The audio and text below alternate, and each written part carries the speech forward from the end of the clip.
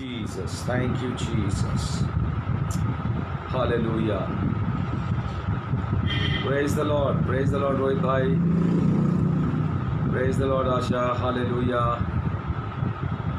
Hallelujah.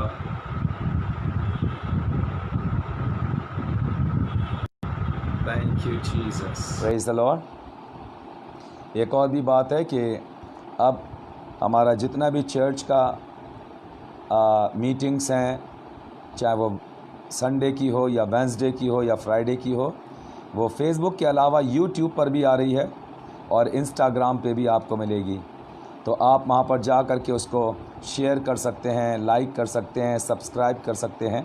तो अच्छा है और बहुत लोगों तक ये सारी चीज़ें पहुँच रही हैं और लोगों को ज़्यादा इससे फ़ायदा मिलने वाला है। Praise the lord. प्रभु यीशु मसीह के नाम की तारीफ़, उसकी बड़ाई, उसकी प्रशंसा हो, क्योंकि वो हमारा जीवित परमेश्वर है और बाइबल परमेश्वर का वचन हमें इसके बारे में सबूत देती है। Praise the Lord. आजकल चमत्कार को नमस्कार, सब लोग यीशु मसीह से चमत्कार देखना चाहते हैं कि वो हमारे लिए कुछ काम करे। बड़ी अच्छी आयत लिखी हुई है, अगर आप मेरे साथ पढ़ेंगे तो वहाँ पर लिखा हुआ है, उत्पत्ति की किताब में से मैं पढ़ के बताता हूँ। दो बड़े प्यारे लोग हैं और एक तो परमेश्वर का जो दास है, उनके बारे में तो बाइबल बहुत बातें करती है, बहुत बताती है। और आज भी उनकी जो जनरेशन है, आज भी जो उनका एक अंश है, वो इस संसार के अंदर, कलीसिया के अंदर जुड़ा हुआ है। और ये बात जो हमें बताना चाहता हूँ, ये अब्राहम के यानी इब्राहिम के बारे में है और उनके बेटे लूत के विषय में। ये चाचा और भतीजे, इनके आपस का जो रिलेशन था, इनका जो आपस का कूट बंधन था, ये बड़ा ही प्यारा रिश्ता था दोनों चाचा और भतीजे का। जब चाचा सेवा के लिए निकल के, या परमेश्वर ने जब उनसे कहा इब्राहिम से कि तू अपने पिता के घराने को छोड़ करके निकल, अब्राहम ने कभी कोई सवाल नहीं किया। अब्राहम ने जैसा परमेश्वर ने कहा था वैसा ही करता चला गया और निकल गया। आगे आकर के लूत इब्राहिम के साथ हैं और बाइबल हमें ऐसे बताती है, इसका उत्पत्ति की किताब उसका 13 और उसके अगर आप पहली आयत से पढ़िए तो लिखा हुआ है कि जिस देश में इब्राहिम रहता था और लूत रहते थे, ये दोनों रिश्तेदार हैं, बहुत करीबी रिश्ता है, पिताजी के भाई, पिताजी के सगे भाई। ठीक, लूत इब्राहिम के घराने से है, एक बहुत करीबी रिश्ता है। लेकिन इस करीबी रिश्ते के अंदर करीबी रिश्ते को शैतान कभी पसंद नहीं करता, चाहे वो संसारिक हो चाहे वो आत्मिक हो।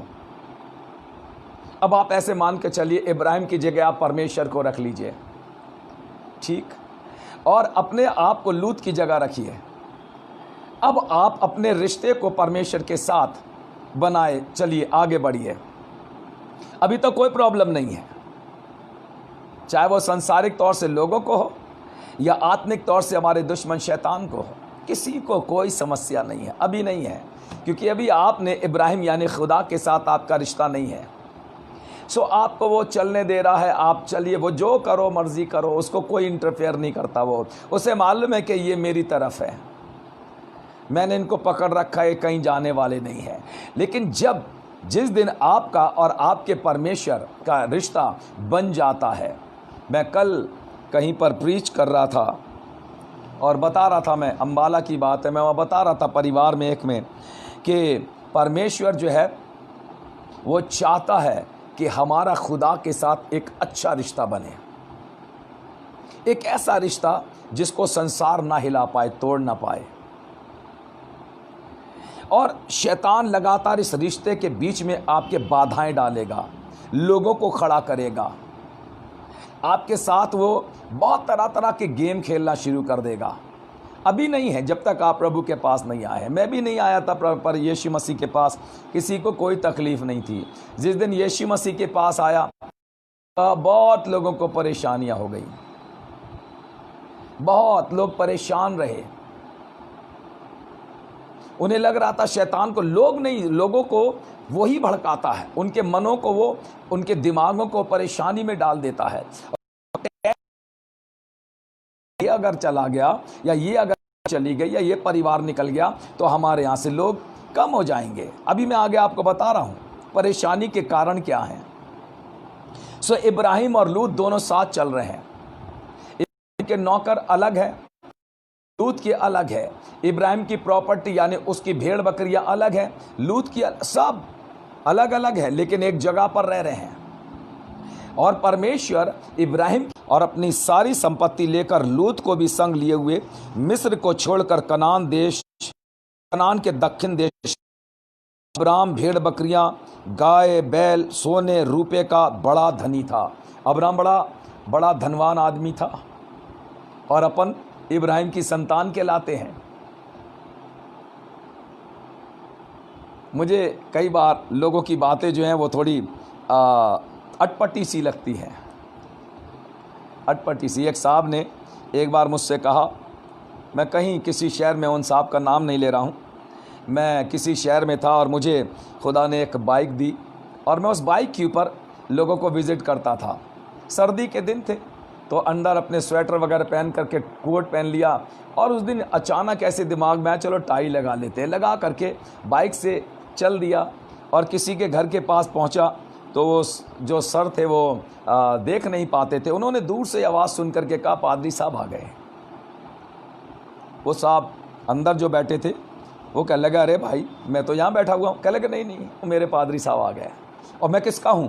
कह लगा नहीं वो तो ठीक है लेकिन वो मेरे पादरी साहब है।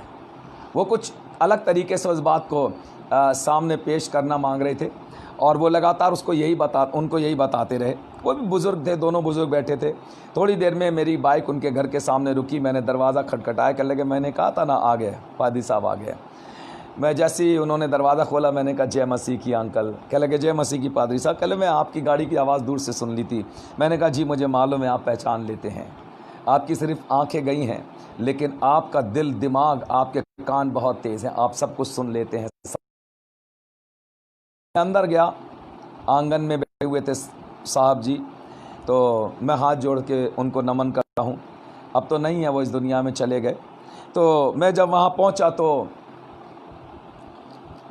मैंने उनको कभी देखा नहीं था। मैंने उनको जा कर के ऐसे ही कहा, क्योंकि अंकल के घर में थे। मैंने कहा जी जय मसीह की, तू पादरी है? मैंने कहा भैया जय मसीह कर लो, वो तो मैं बता ही दूंगा आपको। लेकिन वो क्यों इतने परेशान थे, मैं ये बता रहा हूँ। टेंशन कहाँ पर शुरू होती है, परेशानी शैतान कहाँ ले आता है।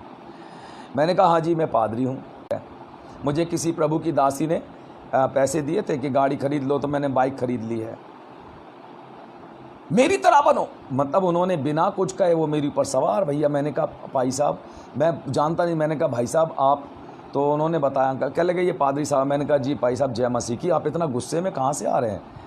वैसे ही नॉर्मल तरीके से। कह लगे मैं गुस्सा नहीं हूँ, मैं तुम लोगों की, तुम जैसे पादरियों की हालत देख करके परेशान हूँ। मैंने कहा जी आप कैसा चाहते मैं कैसा रहूँ? कह लगे मुझे देखो एक कुर्ता, जूतियाँ देखिए आप। मैंने कहा जी देख ली मैंने, प्लास्टिक की है। साइकिल, मैंने कहा जी वो साइकिल टूटी हुई है, आपने वेल्ड करा रखा है। पादरी को ऐसे जीवन जीना चाहिए, कठिन जीवन। मैंने कहा जी साहब अब मेरी बारी थी, मैं समझ गया था ये क्या चाहते हैं, क्या सुनना मांग रहे हैं।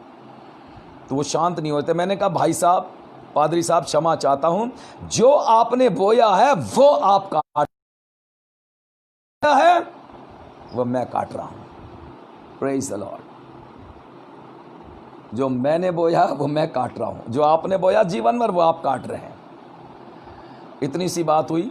अंकल बैठे थे जो ऐसे करके ताली मारी, क्योंकि वो इंतज़ार कर रहे थे कि मैं जवाब देने वाला हूं। और उसके बाद उनको के बाहर तक छोड़ कर के आया। कह ले अच्छा जी जय मसीह की। मैं ये बता रहा हूं टेंशन कहां पर होती है। आत्मिक जीवन के अंदर अगर आप प्रभु के अंदर आगे बढ़ रहे हैं, प्रभु आपको ब्लेस कर रहा है, चाहे वो आत्मिक हो चाहे वो शारीरिक, हर तरीके से प्रभु आपको आशीषित कर रहा है। शैतान लोगों के मनों को आपके प्रति खराब करने की कोशिश कर देगा। देखिए, इब्राहिम और लूत एक जगह पर रहते थे, और यहाँ पर लिखा हुआ है, और लूत के पास भी जो इब्राहिम के साथ चलता था, 4 आयत में 5वीं पढ़ रहा हूँ, गाय बैल भेड़ बकरी तंबू थे। सो उस देश में उन दोनों की समाई ना हो सकी कि वे इकट्ठे रहें। उनके पास बहुत धन था, इकट्ठे ना रह सके। दोनों दौलतमंद, चाचा भी और भतीजा भी, दोनों को प्रभु ने बहुत बरकत दी खुदा ने, और इतनी कि वो उस देश के अंदर, पूरे देश में सिर्फ वही दिखाई दे रहे हैं। इब्राहिम और लूत की प्रॉपर्टी, इब्राहिम और लूत के जानवर, इब्राहिम और लूत के चरवाहे, इब्राहिम और लूत का परिवार, इब्राहिम और लूत के लोग, हर जगह पर वही दिख रहे हैं। उस देश में समाई नहीं हो रही है। परेशानी लूत में और इब्राहिम में नहीं थी, परेशानी इनके साथ नहीं थी। और परेशानी कहां थी, आगे देखिए। सोच देश में दोनों की समाई ना हो सकी। 6 आयत, वे इकट्ठे रहें, क्योंकि धन था इसलिए वे इकट्ठे ना रह सके। सो इब्राहिम, 8वीं आयत, इब्राहिम लूत से कहने लगा, मेरे और तेरे बीच, मेरे और तेरे चरवाहों के बीच में झगड़ा होने पाए। ये झगड़े जो थे, शुरुआत चरवाहों से, चरवाहों में झगड़े शुरू हो गए इब्राहिम के लूत के। इब्राहिम कहने लगा, ये लड़ाई बढ़ करके कहीं हम में ना आ जाए। भजन संहिता 133 की पहली आयत, ये क्या ही भली और मनोहर बात है कि भाई लोग आपस में मिले रहें। ये तो उस उत्तम तेल के समान है जो हारून के सिर पर डाला गया और उसके दाढ़ी से बहता हुआ उसके वस्त्र के छोर तक चला गया। परमेश्वर का प्रेम, भाई लोग आपस में मिले रहें। भाई मिल पा रहे, चचे भतीजे नहीं मिल पा रहे। भाइयों की तो आजकल प्रॉपर्टी पे बड़े झगड़े चल रहे हैं। और अगर हम मसीह में एक दूसरे के भाई हैं, पासवान आपस में, ये मेरी भेड़ थी, तुम्हारे यहाँ क्यों गई, तेरी भेड़ यहाँ क्यों आई, भेड़ों के पीछे में चक्कर चल रहे हैं। हम कह रहे हमारी ले जाओ, अगर तुम्हारी है तो तुम्हारे साथ जाएंगी। एक जगह पर बड़ा झगड़ा खड़ा हो गया ईसाइयों में और एक दूसरी कौम में, और हुआ ये कि अब उनके लोग जो बुज़ुर्ग थे, और इधर से पादरी साहब जो थे वो, और उनके साथ कुछ बुज़ुर्ग पहुँचे, कहने लगे फ़ैसला करना पड़ेगा। फ़ैसला क्या है, क्योंकि पादरी साहब को लोग लगातार कह रहे थे कि हमारे लोग वहाँ पर उसमें चले गए हैं, हमारे लोग वहाँ पर मिल गए हैं, जा कर के हमारे लोग उनके साथ मिल गए हैं, वो हमारे लोगों को ले गए हैं, आप उनको, हमारे लोगों को वापस ले कर के आइए। ये क्या हो रहा है, अगर उनके हमारे आ जाते हैं तो वो हमारे छीन कर ले जाते हैं। पादी साहब कह लगे, चलो ठीक है, मैं बात करता हूँ जाके। बुज़ुर्गों को जमा किया गया, सब वही बात नहीं हो रही थी और वो बात बन नहीं पा रही थी। पादरी साहब खड़े हुए, कह लगे मेरे लोग जो हैं वो अपने घर लौट जाएं, मैं अकेला बात करूँगा। वो घर तो नहीं लौटे, वहीं खड़े हो गए, क्योंकि दोनों तरफ के ग्रुप के लोग भी खड़े थे। पादरी साहब ने कहा, मेरे लोग कितने तुम्हारे पास हैं जो मेरे यहाँ से आए हैं? कह लगे जी 50 लोग। कह लगे तुम ले जाओ, अगर मेरे यहाँ से लोग 50 तुम्हारे पास आ गए तो ले जाओ। उनने कहा हमें कबूल है। आपको कबूल है? कह लगे मुझे कबूल है, ले जाओ। लोग जो पादरी साहब के साथ थे वो खिलाफ हो गए।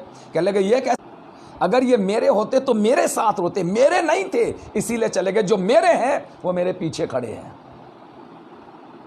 Praise the Lord. किस चीज़ का झगड़ा है?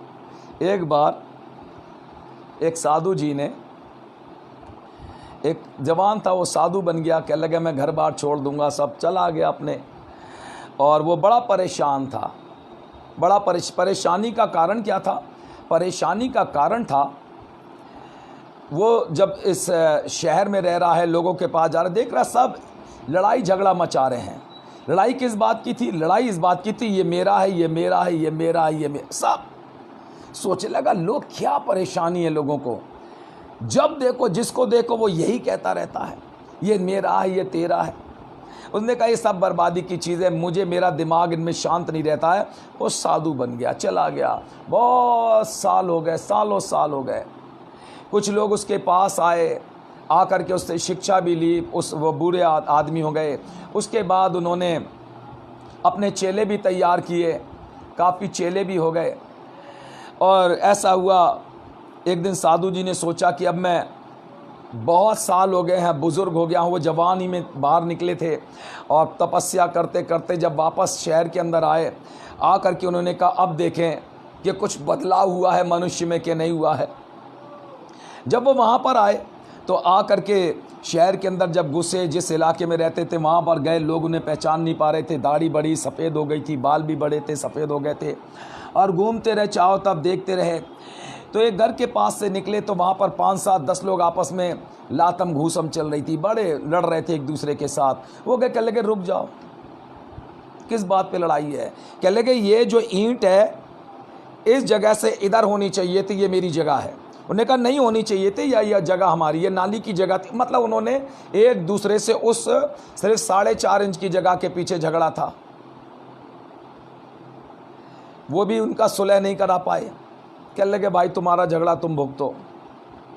बड़े परेशान होकर के वहीं से वापस अपनी कुटिया पे आए। वहाँ उनके चेले वगैरह बैठे थे, उनसे आकर के बैठ करके बड़े उदास उनके साथ थे।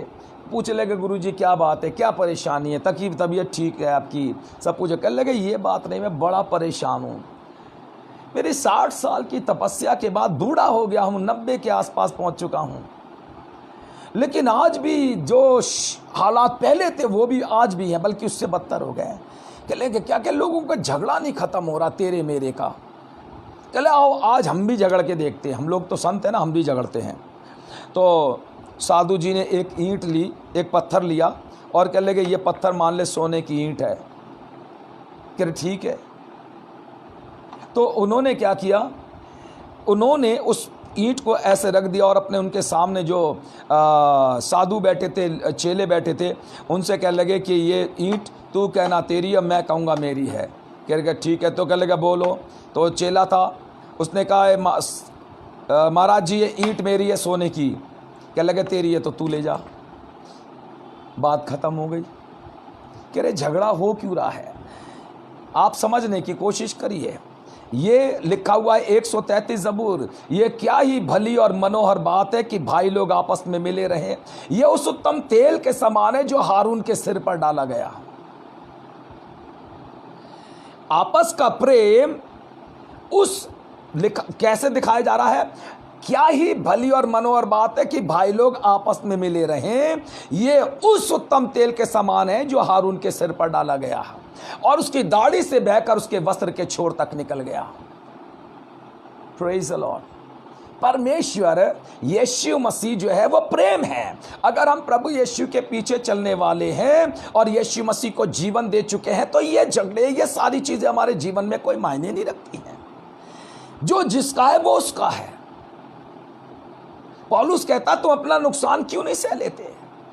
इतनी सी बात में आत्मिक जीवन के अंदर भी एक दूसरे के साथ जलनबाजी, कमाल हो गया। कमाल की बात है, कमाल की बात है। मुझे तो बड़ी ताज्जुब लगता है इन सारी चीजों को देख करके। क्यों? अगर आपने अपना जीवन प्रभु को दे दिया है। गलतियों, मैं एक भाई के बारे में बात कर रहा हूं। वो एक दिन ट्रेन में सफ़र कर रहे थे और सफ़र करते हुए देखा था नीचे कुछ लोग बैठ करके रात के समय, शाम के समय पत्ताश खेल रहे थे, प्लेइंग कार्ड। तो उसमें से एक जो था शाम हो गए तो उठ के चला गया सोने के लिए, 3 रह गए, वो शायद 4 खेलते होंगे। तो ये भाई देख रहे थे, कह लगे आओ भाई नीचे आ जाओ। इनके हाथ में न्यू टेस्टमेंट था। कह लगे सॉरी सर मेरे तो हाथ कटे हुए हैं। वो सोच लगे पागल है, कोई ऊपर लेटा हुआ है। कह लगा सर आपके तो दोनों हाथ हैं। कह लगा जी हैं लेकिन ये कटे हुए हैं।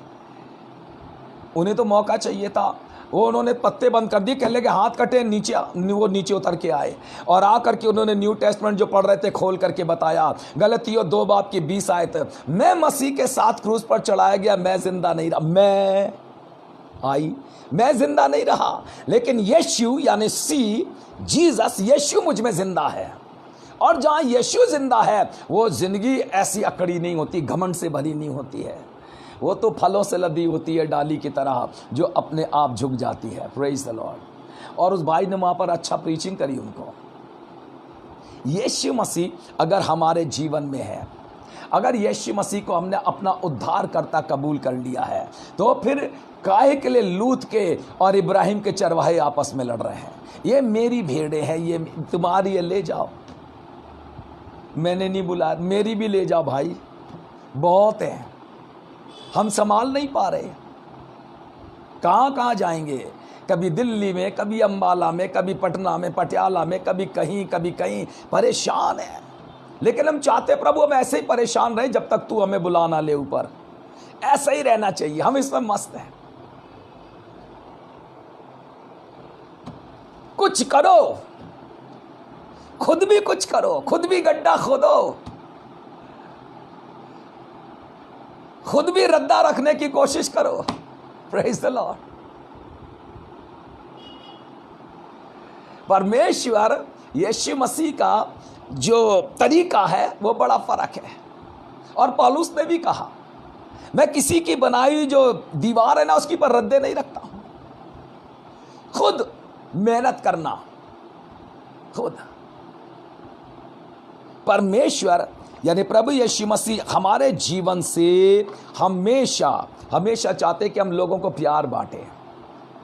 मेरा ये सब खत्म, ये तानपुरा लेकर के वही खटखटाते रहते हैं, वो छूटा नहीं है। जवानी में लिया था, बुढ़ापे तक वही तक, कब्रिस्तान तक वही रहता है, चले जाते पर वो छूटता ही नहीं है।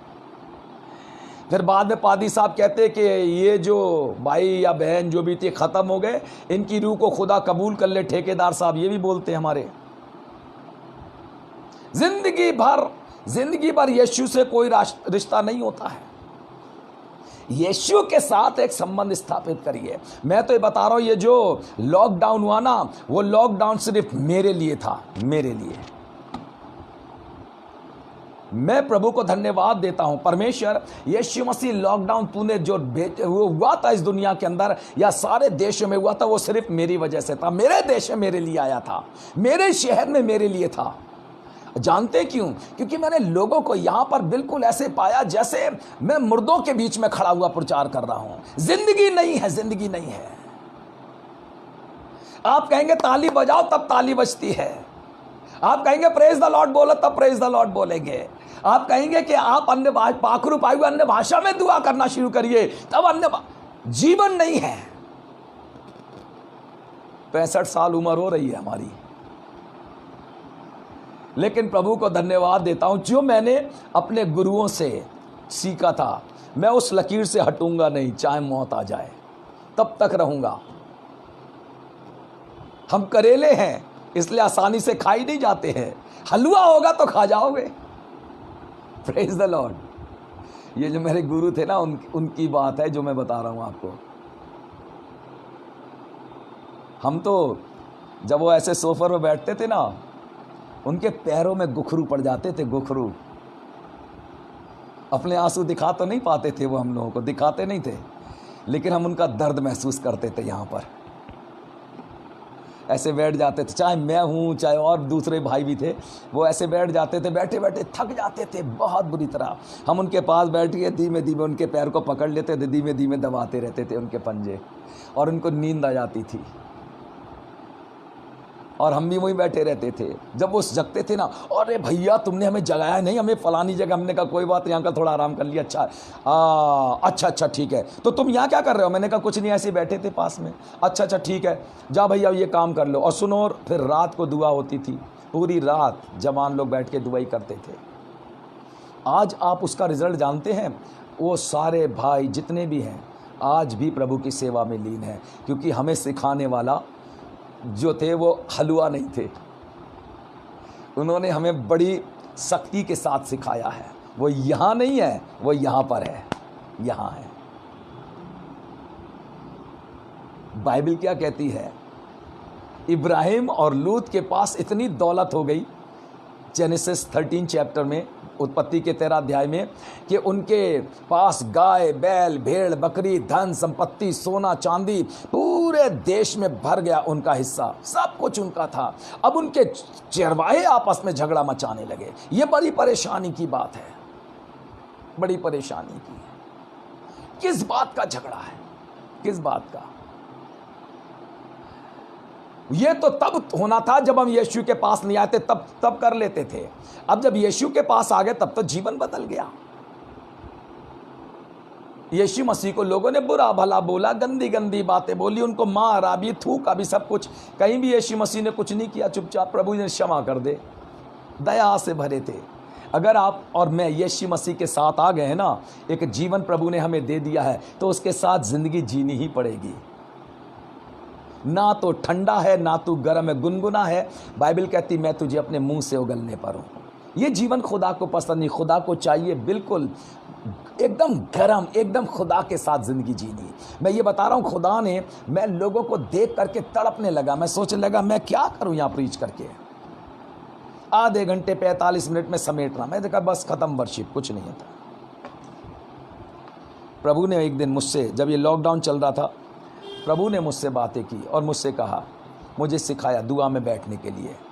मैं बैठ गया दुआ में, और मैं बैठा हुआ प्रार्थना कर रहा था। प्रार्थना करता रहा, प्रार्थना करते करते करते करते बहुत देर हुए। अचानक ही परमेश्वर के आत्मा ने मुझसे बुरी तरीके से हिलाना शुरू कर दिया, झंझोड़ दिया।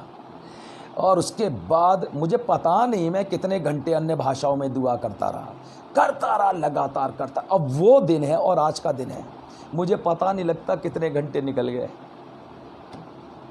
प्रभु के साथ कुछ घंटे कुछ मिनटों के बराबर लगते हैं।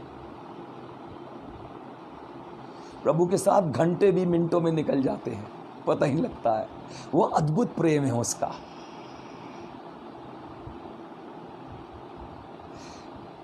ऐसे टीचर से, ऐसे गुरु से हम सीख करके आए हैं, जिनको मैं आपको बताना चाहता हूँ। मैंने 40 दिन का उपवास रख लिया बिना अपने पास्टर को बताए हुए। और हुआ ये कि मेरी मम्मी ने, मेरी माता जी ने उनको खबर कर दी। वो आगरा में रहते थे, पास्टर मैक्सवेल जॉर्ज। क्या प्रभु के दास थे, क्या आंटी भी, क्या प्रभु की दासी थी दोनों। उनको खबर कर दी कि मैंने 40 दिन के रोज़े रख लिए, मुझे 8 दिन हो चुके हैं। वो पता नहीं क्या कर रहे थे। वो उसी समय उन्होंने बस को पकड़ा और सीधे घर मैनपुरी हमारे पास आ गए। मैं कमरे में बैठकर अपने दुआ कर रहा था, मेरे पास आ गए। मुझे जगाया, उठाया नहीं दुआ में से। वही इतना वजन भारी था, बूढ़े मेरे बराबर में बैठकर सर पे हाथ रख करके रोने लगे। खुदा बाप इस बच्चे को ताकत दे। मुझे इनकरेजमेंट मिल रहा था उनसे, इस बच्चे को संभाल ले। और वो मेरे लिए दुआ करते रहे। मैं जब तक दुआ, मैं सोच रहा था ये आमीन करें तो मैं उठूं, ये घुटने के बल बैठे हैं, इनको तकलीफ़ होगी। मेरा दिमाग उनकी तकलीफ़ में लगा था और उनका दिमाग मेरी तकलीफ़ में लगा था कि मैंने बिना कुछ तैयारी के 40 दिन के रोज़े रख लिए। मैं उनको फिज़िकली समझ रहा था, लेकिन वो मुझे आत्मिक तौर से मेरे बारे में सोच रहे थे। और रात को 1:30 बजे के आसपास उन्होंने आमीन करी। ये बात 7 बजे की है शाम की। 1:30 बजे उन्होंने कहा, खुदा बाप बच्चे को आशीष देना, आमीन। जब उनने आमीन की, मैं सबसे पहले उठ के खड़ा हुआ। उनके ऐसे हाथ डाल के खड़ा करने लगे। कहले मैं खड़ा हो जाऊंगा बेटा। मैंने उनको खड़ा किया, कुर्सी पे बैठा ला। और उसके बाद 40 दिन का रोज़ा रखते बेटे थोड़ी तैयारी करनी पड़ती है भैया, ऐसे बोलते थे। भैया तैयारी करनी पड़ती है। मैंने कहा जी प्रेज़ द लॉर्ड। अंकल मैंने कहा मुझे पैसे अचानक आया कि मैं रख लूँ। रखो।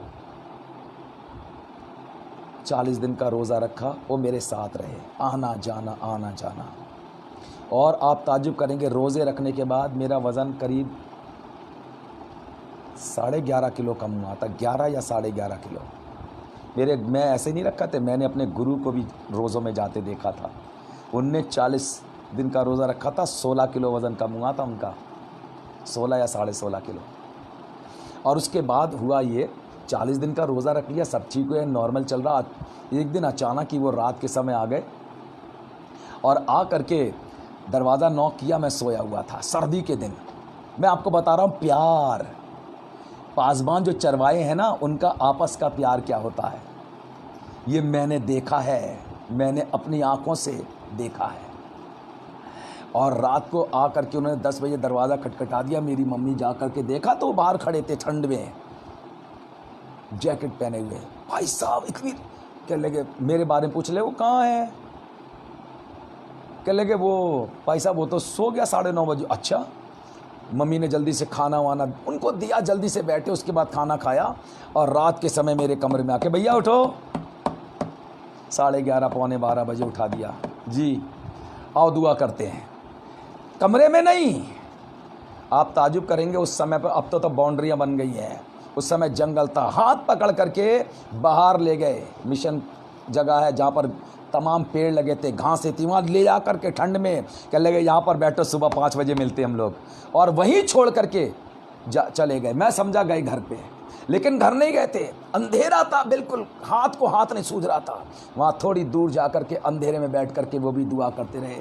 5 बजे जब आमीन करिए तो देखा वो भी दुआ कर रहे थे, मैं भी कर रहा था। मैं ये बताना चाहता हूँ, आपस का प्रेम, विश्वासी विश्वासी को प्रेम कैसे करे, एक पासबान के साथ कैसे रह सकता है, एक पासबान दूसरे पासबान को कैसे इंकरेजमेंट दे सकता है, हम एक दूसरे के लिए क्या करें प्रभु में आगे बढ़ाने के लिए। ये उस उत्तम तेल के समान है जो हारून के सिर पर डाला गया और उसकी दाढ़ी से बहकर उसके वस्त्र के छोर तक निकल गया। हालेलुया। इब्राहिम आज विश्वासियों के पिता कहलाते हैं। लूत ने बड़ी मुसीबत उठाई इब्राहिम अपने चाचा को छोड़ने के बाद से। उनकी पत्नी जो थी वो उनके साथ नहीं रही, उनके दामाद उसी शहर के अंदर बर्बाद हो गए, खत्म हो गए, उनकी बेटियां उनके साथ निकल आई। सच्चाई क्या है? पौलुस कहते हैं इब्रानियों 13 बाब की पहली आयत, क्या लिखा है? भाईचारे की प्रीति रखो। यीशु मसीह कहता मैं वो हमें भाई कहने से भी नहीं ले जाता है, और वो यही कह रहा है भाईचारे की प्रीति रखो। वो हमें भाई कहने से नहीं ले जाता, हम उसे पिता कहते हैं, अपना दोस्त बता देते हैं, लेकिन उसके साथ जो प्यार होना चाहिए वो नहीं कर पाते हैं। प्रकाशित वाक्य कहता है छेद करके तू कहां से गिरा है, अपना पहला सा प्रेम जो तूने छोड़ दिया है। यीशु मसीह के साथ हमारा वो रिश्ता जो हमने शुरू में था वो अब कायम होना चाहिए, अब बनना चाहिए दोबारा। फिर बनाइए, देर नहीं हुई, अभी कोई देर नहीं हुई है। यीशु मसीह मैं तेरे पास आता हूं, यीशु मसीह मेरा जीवन तेरा है। इस जीवन में सिर्फ तेरा वासस्थान होना चाहिए, इस जीवन में सिर्फ तेरी प्रेजेंस होनी चाहिए, इस जीवन में सिर्फ तेरी महिमा दिखाई देनी चाहिए। प्रभु यीशु मसीह को जब महिमा मिलना शुरू होती है तब वो हमें नीचे नहीं छोड़ता है, हमें भी महिमा के स्थानों पर बैठाता है। प्रेज़ द लॉर्ड, ऊंचाइयों पर ले जाता है, ऊंचाइयों पर। प्रभु यीशु मसीह कल और आज और अब तक यानी हमेशा तक एक सा है, ना तो वो कभी बदलता ना उसके इरादे बदलते हैं, उसकी बातें नहीं बदलती हैं, उसके कहे हुए वायदे कभी वो बदलता नहीं ना तोड़ता है। अगर उसने कहा मैं तुम्हें आशीषित करूंगा तो करेगा, और करता आ रहा है शुरू से। इंसान बदल जाते हैं। देखिए एक बड़ी अच्छी बात है, और निर्गमन की किताब को जब हम पढ़ते हैं तो वहाँ पर इस तरीके से मिलता, उसका 30 बाब और उसकी 25 आयत से 30 तक पढ़िए तो वहाँ पर लिखा अभिषेक का तेल बनाने का नियम तरीका। अभिषेक का तेल बनाने का तरीका क्या है, मैं आपको पढ़कर सुना देता हूँ। बड़ी अच्छी बातें हैं निर्गमन की किताब और उसका 30 अध्याय और उसकी 25 से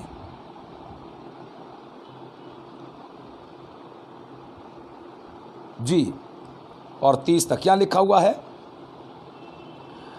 उसने अभिषेक का पवित्र उनसे अभिषेक का पवित्र तेल अर्थात गंधी की रीति से तैयार किया हुआ सुगंधित तेल बनवाना, ये अभिषेक का पवित्र तेल है।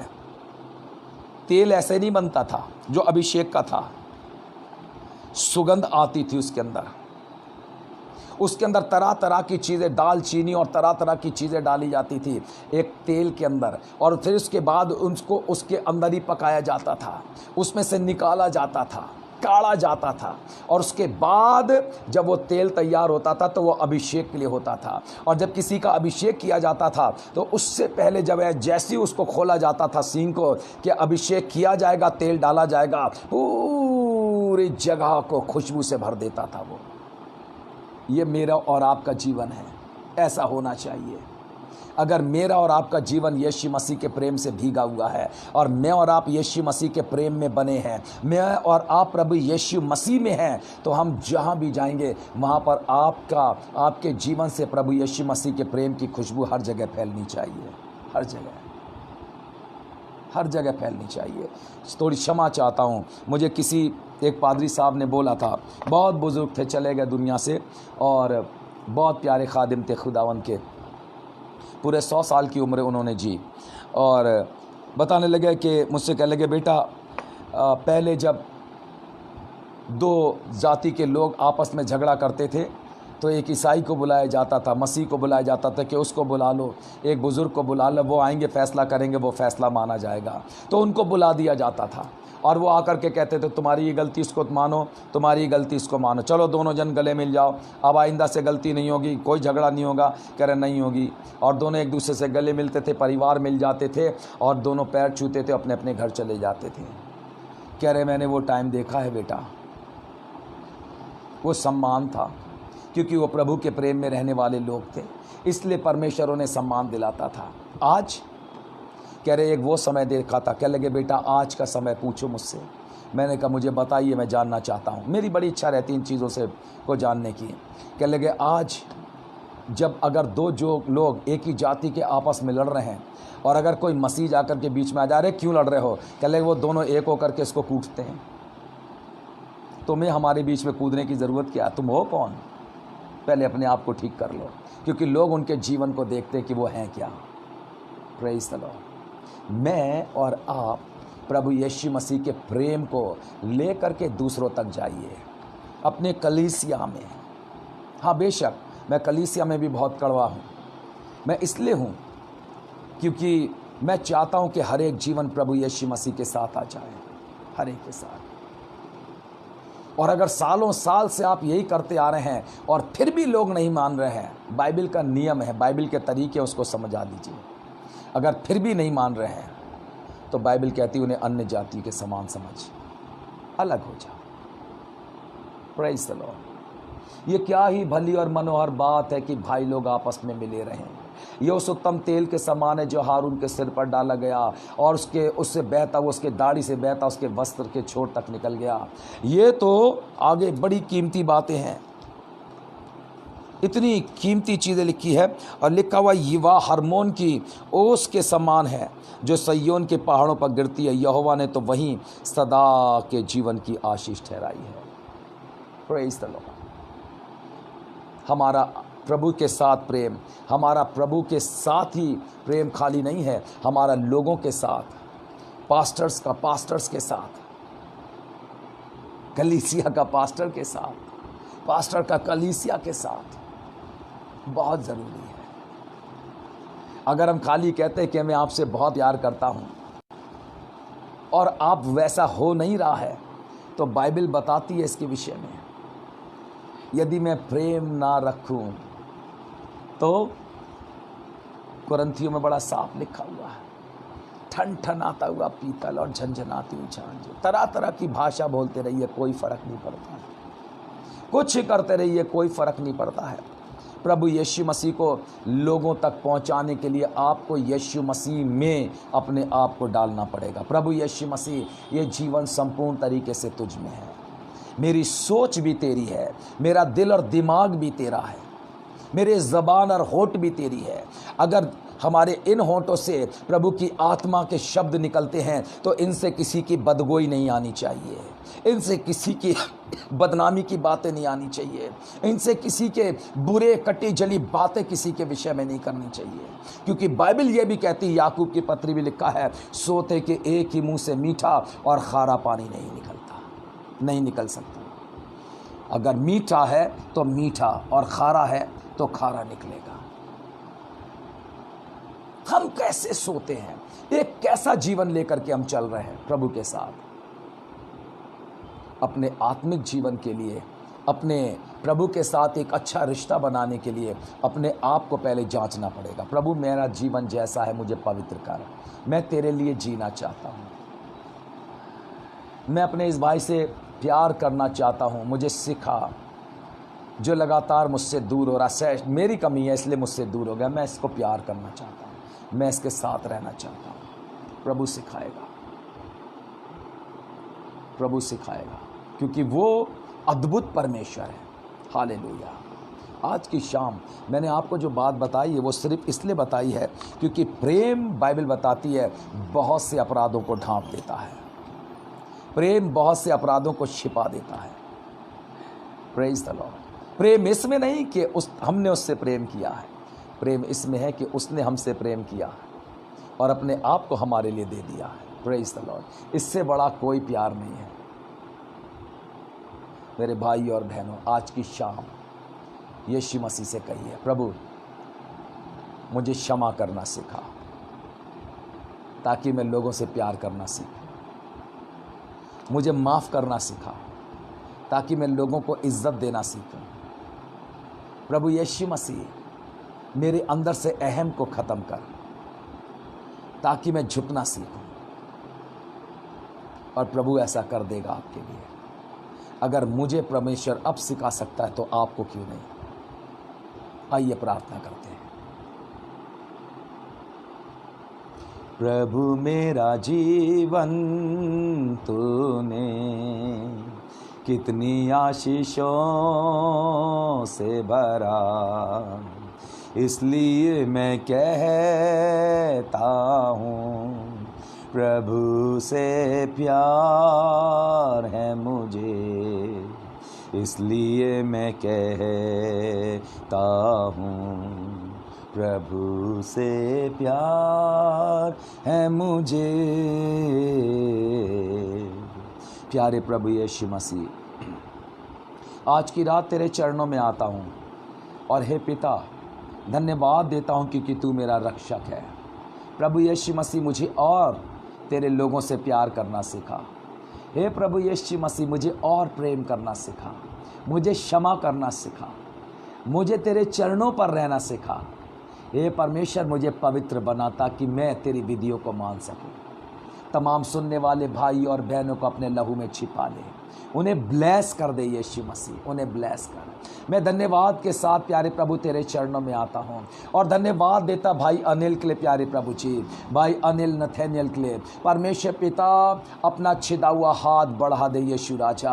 अनिल भाई को छू ले प्यारे यीशु मसीह। आज जबकि उनका ऑपरेशन हुआ प्यारे प्रभु जी, धन्यवाद करता हूँ कि तूने उनको छुआ है। धन्यवाद देता प्रभु उनके ऑपरेशन को तूने प्रभु आशीषित किया और उन्हें ब्लेस किया प्यारे यीशु मसीह। उनको और ज़्यादा अपनी सेवा में इस्तेमाल करना। सिस्टर को, पूरे परिवार को तेरे लहू में छिपा लेना। मेरी प्रार्थना प्यारे परमेश्वर पिता आज की इस रात में प्यारे यीशु राजा उन तमाम भाई बहनों के लिए है जो प्यारे प्रभु जी अपने आप से इस समय पर लड़ रहे हैं। वो चाहते हैं तुझ में आगे बढ़ना, पर प्यारे प्रभु जी दबाव, चारों तरफ से परेशानियां घेरे हुए हैं। हे प्रभु ऐसे लोगों के हाथों को थाम ले, हे प्रभु उन्हें छू ले, उन्हें ब्लेस कर, ताकि वो सीधे खड़े होकर फिर तेरे मार्ग के ऊपर आगे बढ़ने लग जाएं।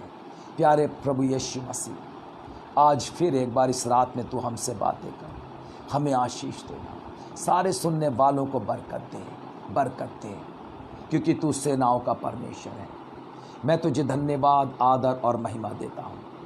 मैं प्रार्थना करता प्रभु जी तमाम पासबानों के लिए, मेरी प्रार्थना पास्टर गोपाल के लिए प्रभु यीशु मसीह, उनके परिवार को, उनके मिनिस्ट्री को प्रभु तू आशीषित कर देना। मैं प्रार्थना करता प्रभु यीशु के नाम से पास्टर इमैनुअल वर्मा के लिए, मैं प्रार्थना करता विशाल किंडर के लिए, विशाल नाथ के लिए, मैं प्रार्थना करता यीशु के नाम से भाई अरुण के लिए, भाई दीपक टॉमस के लिए, यीशु मसीह के नाम से मैं प्रार्थना करता प्रभु उनकी मिनिस्ट्री को और प्यारे प्रभु आशीषित कर दे। हे परमेश्वर पिता, उनकी सेवकाई में प्रभु आत्माएं बचती जाए।